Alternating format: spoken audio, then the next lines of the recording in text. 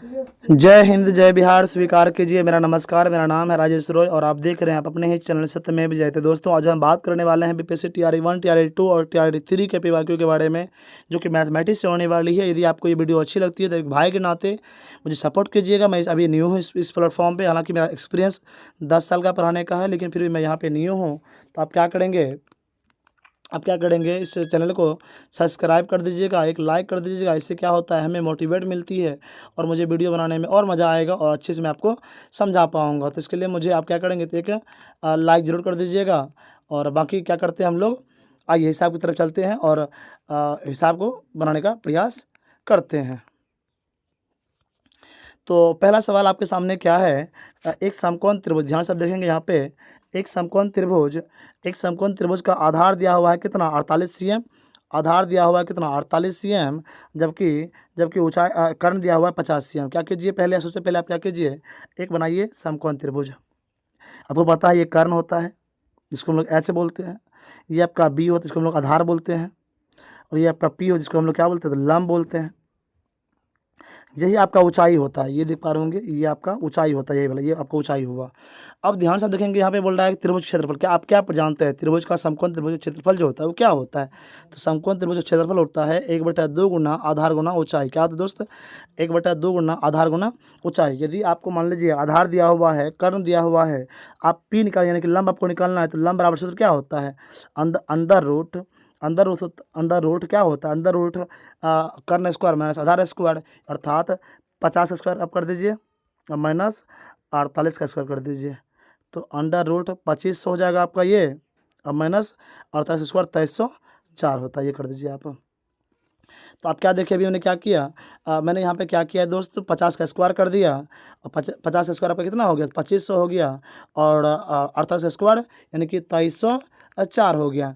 तो अब जब इसको करेंगे तो कितना आ जाएगा, 100 जब इसको करेंगे आप कितना आ जाएगा ये, 196।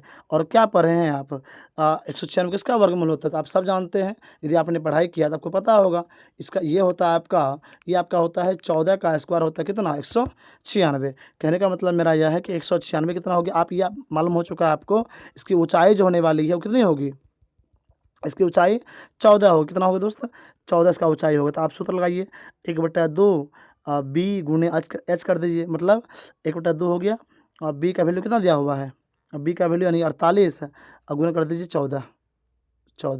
तो 7 दूनी कटा देंगे आप, कट जाएगा ये कितना, आप गुना कर दीजिए, 48 गुना 7, 48 क्या यहाँ क्या बच गया, 48 गुने 7, जब 48 गुना आप 7 करेंगे इसका सही जवाब क्या हो जाएगा, 336 cm हो जाएगा। कहने का मतलब मेरा क्या है कि हमने क्या किया, अभी आप फिर से समझिए एक बार इसको।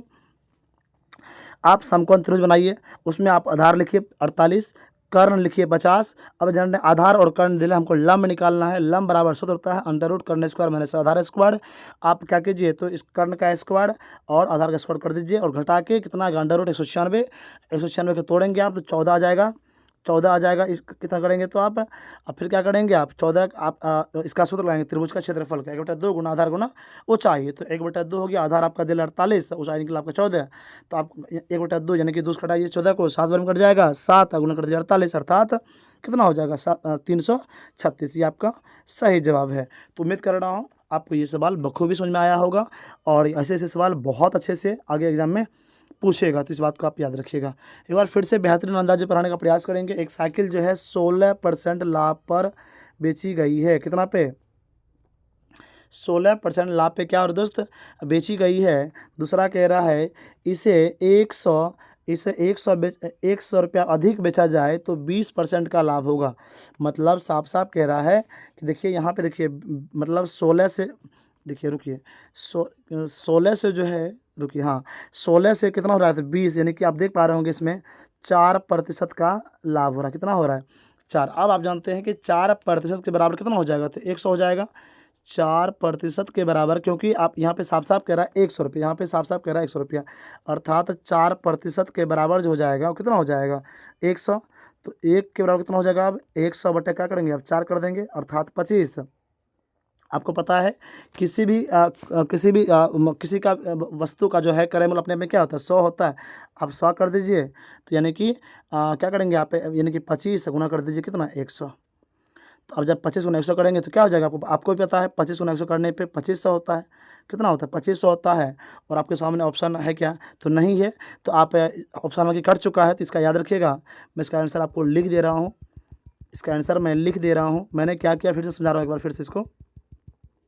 इसका आंसर होगा 2500। कितना होगा दोस्त, 2500। मैंने क्या किया, यहाँ पे 4% का लाभ हो रहा था, तो 4% के बराबर 100 रुपया हो गया। 4% के बराबर 100 रुपया हो गया। और आपको पता है एक का निकालने के लिए हमें क्या करना पड़ेगा, तो 100 से देना पड़ेगा 4 में भाग। तो 4 से जब भाग देंगे 100 में तो कितना हो जाएगा, मेरा 25 हो जाएगा। और आप जानते हैं कड़े मूल अपने आप में 100 होता है, तो 100 गुना कर दीजिए 25, यानी कि इसका सही जवाब 25। मेरे सामने ऑप्शन नहीं है, क्योंकि जब मैं ले रहा था, इसको बना रहा था, तो ये ऑप्शन इसमें कट जा रहा था बार बार, इसलिए मैंने छोड़ दिया था। उम्मीद कर रहा हूँ ये सवाल भी आपको बेहतरीन अंदाजा समझ में आया होगा। चलिए हम लोग आगे बढ़ते हैं अब। दोस्त मैं आपसे हाथ जोड़ के विनती कर रहा हूँ, प्लीज़ सब्सक्राइब कर दीजिए। आपका कुछ नहीं आता, लेकिन मेरा बहुत कुछ इसमें होता है दोस्त। आपसे रिक्वेस्ट कर रहा हूँ, प्लीज़ हाथ जोड़ के प्रार्थना कर रहा हूँ इसमें कि आप साथियों प्लीज़ सब्सक्राइब कर दीजिए और लाइक कर दीजिए। इसमें कुछ नहीं जाएगा, लेकिन हमको इससे बहुत मोटिवेट मिलने वाली है। समझिए बातों को। अब कल बोल रहा है यहाँ पे कि कौन सी किसी घटना की प्रयोक्ता नहीं हो सकती है। बेहतरीन अंदाजे सवाल, ये आपका प्रोबेबिलिटी सवाल पूछा गया है और बेहतरीन सवाल है। आइए हम इसको बनाते हैं। याद रखिएगा, कभी भी घटना का अगर मान प्रयोक्ता पूछेगा तो 1 से ऊपर मान कभी नहीं जाता है। इस बात को आप याद रखें। हाँ, 1 के बराबर रहेगा, 1 के बराबर रहेगा, लेकिन 1 से ऊपर कभी मान नहीं जाएगा। दूसरी बात, कभी भी मान ऋणात्मक यानी कि माइनस में मान नहीं आएगा। तो आपके सामने दिख रहे होंगे कौन सी नहीं हो सकती है, तो ऑप्शन नंबर बी नहीं होगी सर। क्यों, क्योंकि बेटा ऐसा बात है, सॉरी बेटा मैंने बोल दिया, वो क्लास में पढ़ाने की आदत है ना, माफ़ कीजिए, सॉरी इसके लिए। साथियों इसमें क्यों नहीं होगा माइनस, इसलिए माइनस नहीं होगा क्योंकि मैंने कहा अभी किसी भी प्रयोक्ता का मान माइनस में नहीं होता है, किसी प्रयोक्ता का मान 1 से ऊपर नहीं होता है। इसका सही जवाब क्या हो जाएगा, तो ऑप्शन नंबर बी। यह क्वेश्चन बोला था नहीं। जब भी आपको नहीं रहेगा तो आप इसको आराम से पहले घेर लीजिएगा, क्योंकि बच्चा यहाँ पे बहुत जोर कन्फ्यूज करता है कि नहीं है कि हाँ क्या है नहीं है, इस प्रकार से। तो इसका सही जवाब क्या हो जाएगा, ऑप्शन नंबर बी इसका सही जवाब हो जाएगा। आइए आगे बढ़ते हैं हम लोग। ये भी सवाल आपके पीआरटी में और जीएस में बेहतरीन अंदाजा पूछा जाता है। आइए सवाल क्या, यदि एक्स और एक्स वाई और जेड एक धनात्मक संख्या, धनात्मक का मतलब क्या होता है, प्लस होता है भाई, क्या होता है, प्लस होता है भाई, और वास्तविक मतलब रियल संख्या बोल रहा है, और हो तो इस प्रकार से इस अंडर रूट में 5 और 31 25 एक्स पावर 10 वाई पावर 5 और जेड पावर 10 का बराबर क्या होगा। इस बार में तो एकदम चुटकी में आप बनाएंगे, चुटकी इसको बनाएंगे, कैसे बनाएंगे, आइए चुटकी बनाते हैं इसको। देखिए ना, देखिए अंडर रूट आप बस देखिए, ये देखिए यहाँ पे क्या दिया हुआ है 5 दिया, इसका मतलब क्या हुआ, ये 5 खंड में टूटने वाला है। आप इधर अभी रहने दीजिए, सबको आप पहले 5 से भाग दे दीजिए। जब आप इसको भाग देंगे ना 31 और 25 को जब गुना करेंगे अंदर में, तो 5 गुने 5 गुने 5 गुने 5, यानी कि 5 बार आप जब गुना कर दीजिएगा इसको दोस्त, तो इससे निकलेगा 1 ठो 5। क्या आएगा दोस्त, 1 ठो 5 आ गया, क्योंकि यहाँ अंडर रूट में 5 आ रहा है, इसलिए मैं इसको गुणनखंड को तोड़ा हूँ 31 और 25 को, तो 5 बार में आता है 31 और 25। अब 5 का जोड़ा लग गया, मैं निकाल लिया 1 ठो 5। क्यों निकाल लिया दोस्त, क्योंकि अभी 5 में अंडर रूट था। दूसरी बात, जब इसमें आप एक्स में भाग देंगे 10 में, तो ये आपका क्या हो जाएगा, तो एक्स में भाग देने से क्या होता है, तो 2 होता है, 5 दूनी 10, यानी कि आप ये भी देख पा रहे होंगे 5 हो गया, एक्स पावर 2 हो गया। अब आइए वाई पावर 5 है, इसको आप वाई पावर 5 से भाग दीजिएंगे तो ये आपका सिर्फ वाई बचेगा, 5 5 कट जाएगा, और जेड में पावर 10 में भाग देंगे तो ये आपका 2 हो जाएगा। मतलब 5 एक्स स्क्वायर वाई और जेड स्क्वायर। आप देख पा रहे हैं ये ऑप्शन कहाँ पे है, तो आपका ऑप्शन यहाँ ऑप्शन नंबर 1 में ही आप देख पा रहे होंगे, ये ऑप्शन रहा। हमने क्या किया, बस 31 और 25 को तोड़ा, 5 का मैंने जोड़ा लगा दिया, और 5 का जब लगा दिया इसका, तो एक 5 वहाँ से निकाल लिया, आपका 5 यहाँ पे देख पा रहे होंगे। बाकी एक्स पावर 10 में 2 से 5 से भाग दिया, 2 आया, वाई में 5 से भाग दिया 1 आया, और जेड में 10 भाग दिया तो 2 आया। इसलिए आपका जवाब क्या हो जाएगा, 5 x square y z square.